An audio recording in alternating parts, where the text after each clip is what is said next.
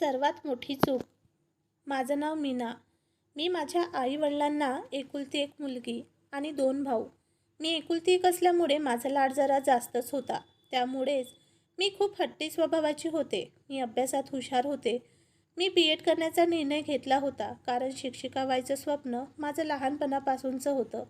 कॉलेजला असताना मला एक मुलगा आवडू लागला. दिसायला, स्वभावाला छान, पण एकच गोष्ट कमी होती, तो बिहारचा होता आणि त्याचा सगळा परिवार पहिल्यापासूनच या शहरात राहत होता. मी खूप मनाला समजवायचे की तो आपल्या जातीतला नाही, घरचे मान्य नाही करणार, हे चुकीचं आहे. पण म्हणतात ना की प्रेम आंधळं असतं किंवा ते वय असतं. सगळं विसरून आम्ही एकमेकांच्या प्रेमात पडलो. आमचं शिक्षण पूर्ण झाल्यावर आम्ही आमच्या घरी सांगितले. खूप कष्टाने माझ्या हट्टापायी माझे घरचे लग्नाला तयार झाले. शेवटी आमचं लग्न त्यांच्या पद्धतीने झाले आणि मी यादव घराण्याची सून झाले. सुरुवातीला सगळं व्यवस्थित चालले होते. मी त्या घरात खूप कष्टाने जुळवून घेतले होते. त्यांची भाषा, त्यांचे सण, त्यांच्या चालीरीती सर्व काही मी शिकले होते. नवरा सुमित मला खूप मदत करायचा. लग्नाला आता 1 वर्ष पूर्ण झाले. घरात सासूबाई आता पाळणा हलवा म्हणून मागे लागल्या, पण मला दिवस जात नव्हते. आम्ही खूप दवाखाने केले, सगळे प्रयत्न केले, आयुर्वेदिक ट्रीटमेंटसुद्धा केली, पण काहीच उपयोग होत नव्हता. आता मला चालता बोलता म्हटलं तरी सासूबाईचे टोमणे बसत होते. पण सुमित मला समजावून सांगायचा, तिकडे लक्ष देत जाऊ नकोस म्हणून. पण मला पण आई होण्याची इच्छा होती ना. माझी पण काही स्वप्न होती. आता पाहुणेसुद्धा भेटले की हेच बोलत होते की आता हलवा की पाळणा, काय आहे का गुड न्यूज. मला खूप त्रास होत होता. पाहता पाहता लग्नाला 6 वर्षे झाली, पण पाळणा काही हल्ला नाही. मी आता मनातून हळूहळू झुरू लागले होते. आता मला बाहेर जायची सुद्धा लाज वाटू लागली होती. मी खूप खूप विचार केला आणि एक निर्णय घेतला, पण मला नव्हतं माहीत की हा निर्णय माझं आयुष्यच बदलून टाकेल. सुमित घरी आल्यानंतर मी या निर्णयावर त्याच्यासोबत बोलणार होते. संध्याकाळी ऑफिसवरून सुमित घरी आला. रात्री जेवण झाल्यानंतर रूममध्ये आला तेव्हा मी त्याच्या पायाशी बसले आणि म्हणाले, लग्नाला 6 वर्ष झाले, पण मला आई व्हायचं सुख मिळाले नाही आणि माझ्यामुळे तुम्हाला बाबा होण्याचे सुख मिळणार नाही. त्यामुळे तुम्ही दुसरे लग्न करा. माझं पूर्ण ऐकून सुमितला धक्का बसला. त्याला हे मान्य नव्हतं. त्याने मला सरळ नकार दिला. पण मी पण हट्टी होते. मी त्याच्याशी 4 दिवस बोलले नाही आणि खाणंपिणंसुद्धा सोडून दिलं. मी त्याला माझी शपथसुद्धा घातली. माझ्या हट्टापायी शेवटी तो दुसऱ्या लग्नाला तयार झाला. घरच्यांना हे सगळं कळल्यावर खूप आनंद झाला. मला कोणीच काही विचारले नाही. पण सुमितला दुसरी बायको पाहण्याचा कार्यक्रम जोरात चालू झाला. शेवटी सगळ्यांना आणि सुमितला सुद्धा एक मुलगी आवडली. त्यांचं लग्न ठरवून 1 महिना झालं होतं. या 1 महिन्यात सुमितला ती खूप आवडू लागली होती. आता सुमित माझ्याबरोबर तिरकट वागू लागला. त्याच्या वागण्यातल्या बदलाचे कारण माझ्या लक्षात आले होते, पण माझ्या हट्टामुळेच तो या लग्नाला तयार झाला होता, हे मी विसरू शकत नव्हते. मी तसं सगळं सहन करत होते. लग्नाचा दिवस उजाडला. सुमित छान सजवून तयार झाला. सगळे खूप खुश होते. सुमितसुद्धा खूप आनंदित दिसत होता. नवऱ्याचं लग्न असल्याने एका बायकोच्या मनात किती यातना होत असेल हे माझ्याशिवाय कोणाला कळणार नाही. मी सुद्धा वरवरून खुश राहण्याचा प्रयत्न करत होते, कारण हा निर्णय माझाच होता ना शेवटी. लग्न झालं आणि ती मुलगी माझी सवत म्हणून माझ्या घरी आली. दुसऱ्या दिवशी त्यांच्या पूजाविधी, देवदर्शन उरकले. माझ्या सासूबाईंनी माझ्या रूममधले सगळे सामान दुसऱ्या रूममध्ये शिफ्ट करायला लावले. सासूबाई म्हणाल्या, आता नवीन नवरी या रूममध्ये राहील आणि तू दुसऱ्या रूममध्ये राहा. मी काहीच न बोलता माझं सामान उचललं आणि दुसऱ्या रूममध्ये नेलं. तिथं सुमित आणि नवीन नवरीला पाठवण्यात आले. रात्रभर मी त्यांच्या रूमच्या बाहेर भिंतीला पाठ टेकवून खूप खूप रडले. माझं दुःख मी कोणाला सांगू शकत नव्हते, कारण हा माझाच निर्णय होता ना. त्यांचं लग्न झाल्यानंतर सुमितने माझ्याशी सहवास सोडला. एका शब्दाने माझ्याशी तो बोलतसुद्धा नव्हता की पाहतसुद्धा नव्हता. त्याला आता माझे त्रास होऊ लागले होते. लग्नाला आता 1 महिना झाला होता आणि मी हळूहळू आजारी पडू लागले होते. माझ्या सासूबाईंच्या सांगण्यावरून मला सुमितने माहेरी सोडले. माझे माहेरचे लोकसुद्धा माझ्या निर्णयावर नाराज झाले होते, पण त्यांनी माझ्यावरचा राग सोडून मला सावरू लागले. माझे दुःख त्यांना पाहवत नव्हते. जवळजवळ 1 वर्ष झाले आता मी माहेरीच होते. या 1 वर्षात माझ्या सासरच्या लोकांनी किंवा सुमितने माझी थोडीसुद्धा चौकशी केली नाही. एका वर्षातला एक एक दिवस मला एक एक वर्षासारखा वाटला. 1 वर्षात त्यांना एक मुलगा आणि एक मुलगी असं जुळं मुलं झाली. सासूबाईंचे गुडघे दुखत होते. त्यांना आता मुलं जुळी असल्यामुळे सांभाळायला त्रास होऊ लागला.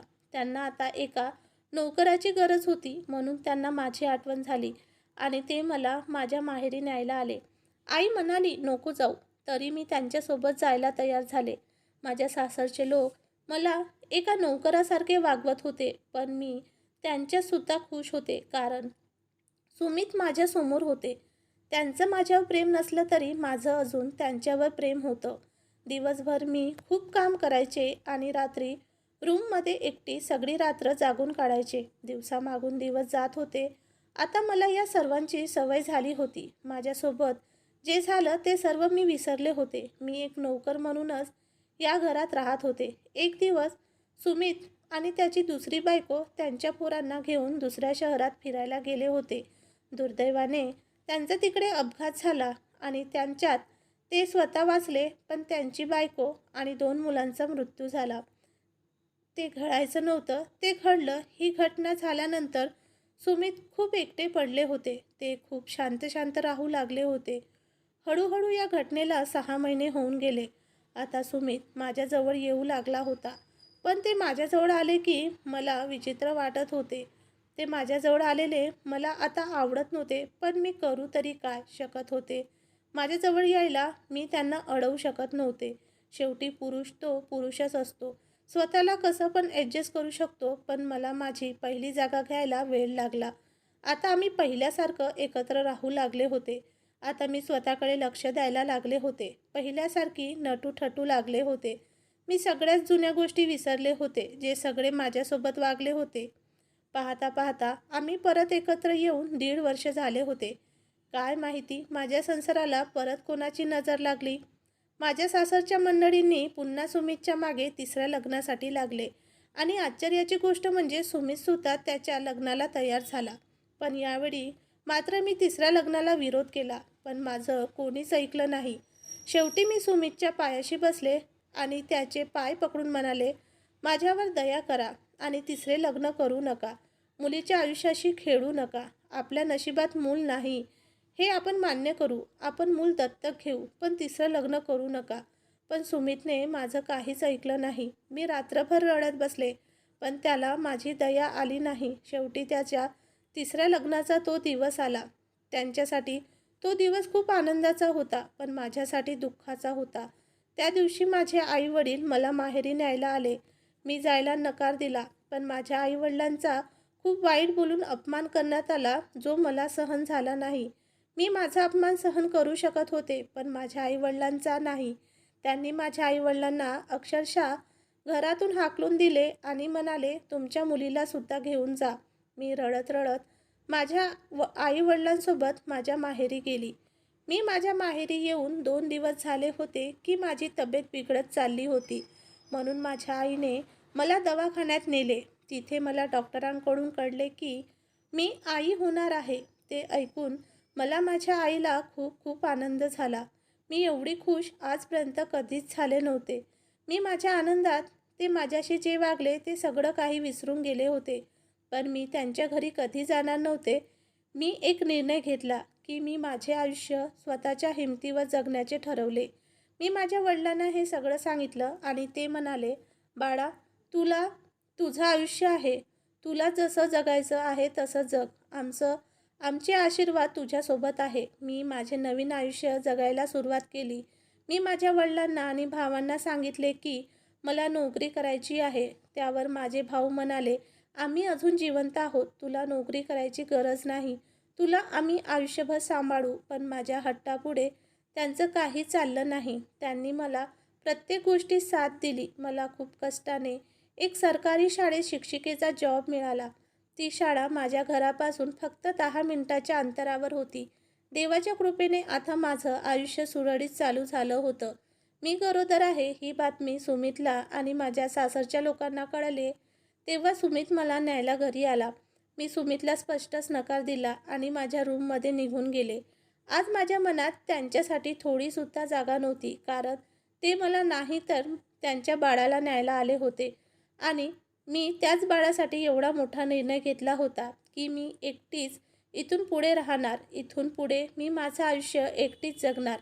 मला आता सुमितची गरज नाही. आणि काही महिन्यानंतर मला एक छान गोंडस मुलगा झाला. मी त्याचं नाव प्रेमाने कृष्ण ठेवले. कृष्ण खूप गोंडस होता. तो माझ्यासाठी माझं जग होतं. माझं त्याच्यावर खूप प्रेम होतं. आणि एक दिवस सुमित माझ्या बाळाला पाहायला आला. पण मी माझ्या बाळाला त्याला पाहायला नकार दिला. त्याला माझ्या बाळापासून दूर ठेवले. तेव्हा सुमितने माझे पाय पकडले आणि म्हणाला, कृपा करून माझ्या बाळाला मला भेटू दे. तुझ्या मी पाया पडतो. पण मला तो दिवससुद्धा आठवत होता, ज्या दिवशी मी त्याच्या पाया पडून खूप रडत होते आणि त्यांना म्हणत होते की तिसरं लग्न करू नका. तेव्हा त्यांनी माझं ऐकलं नाही. सगळ्या परिवारासमोर माझा अपमान केला आणि माझ्या आईवडिलांना माझ्यासोबत घरातून बाहेर हाकलून दिले होते. मग मी माझ्या बाळाला सुमितला कसं पाहू देणार होते? आता माझ्यासाठी माझा मुलगा माझा जग होता. त्यांची तिसरी बायकोसुद्धा त्यांना मूल देऊ शकत नव्हती. म्हणून ते माझ्याजवळ आले होते आणि मला सासरी नेण्याचा खूप आग्रह करत होते. म्हणजे त्यांचा मुलगा त्यांना मिळेल. त्यांनी कोर्टातसुद्धा केस दाखल केली. मी कोर्टात खूप चक्रा घातल्या, पण माझा निर्णय ठरलेला होता. निकाल माझ्याकडून लागला होता. मी माझ्या जीवनात माझ्या मुलासोबत खूप खुश होते. मला माझ्या भावाने एक नवीन घरसुद्धा घेऊन दिलं होतं आणि माझ्या भावांची आणि माझ्या वडिलांची त्यांच्या प्रॉपर्टीमध्ये मी नकार देत असताना मला बरोबरीचा हिस्सासुद्धा दिला. मी माझ्या भावांना आणि वडिलांना समजावलं सुद्धा की मला जमीन प्रॉपर्टी काहीच नको, फक्त तुमची साथ हवी आहे आणि तुमचं प्रेम हवं आहे. तरी त्यांनी मला शहरात एक फ्लॅट घेऊन दिला आणि मी माझ्या भावांच्या आनंदासाठी सगळं मान्य केलं. माझी पहिली चूक, मी माझ्या घरच्या विरोधात जाऊन प्रेमविवाह केला. आणि नंतर माझी सगळ्यात मोठी चूक म्हणजे मी माझ्या मनाचा मोठेपणा दाखवला, म्हणजे सुमितला दुसऱ्या लग्नासाठी तयार केले. या 2 गोष्टी माझ्या आयुष्यातल्या सगळ्यात मोठ्या चुका होत्या. जर या चुका माझ्या हातून झाल्या नसत्या तर माझं जीवन काही वेगळंच असतं. या गोष्टीला आज 40 वर्ष पूर्ण झाले आणि मी माझ्या जीवनात खूप खुश आहे. देवाने दिलेली सगळं माझ्याजवळ आहे. माझा मुलगा, नातू आणि सून सुद्धा खूप खुश आहेत. मी माझ्या मुलाला चांगले संस्कार दिले आहे. कधीकधी मी विचार करते की मी जर सुमितसोबत परत केले असते तर माझं जीवन कसं असतं आणि मी एवढी खुश असते का की नाही? तुम्हीच सांगा. माझा हा निर्णय बरोबर होता की चूक? आणि आयुष्यातला सगळ्यात मोठा निर्णय, आपल्या आईवडिलांना, घरातील मोठ्या माणसांना सोबतच घेत जा, नाहीतर आयुष्य बदलायला वेळ लागत नाही. मित्रांनो, तुम्हाला कथा कशी वाटली ते कॉमेंट्सद्वारे नक्की सांगा. व चॅनलवर नवीन आले असाल तर आपल्या K3 मराठी कथा या चॅनलवर क्लिक करून सबस्क्राईब करायला विसरू नका. कथा आपणास आवडल्यास आपल्या प्रतिक्रिया, संदेश, कॉमेंट्स, लाईक, शेअर स्वरूपात कळवाव्यात. धन्यवाद. सबस्क्राईब माय चॅनल K3 मराठी कथा. थँक्यू.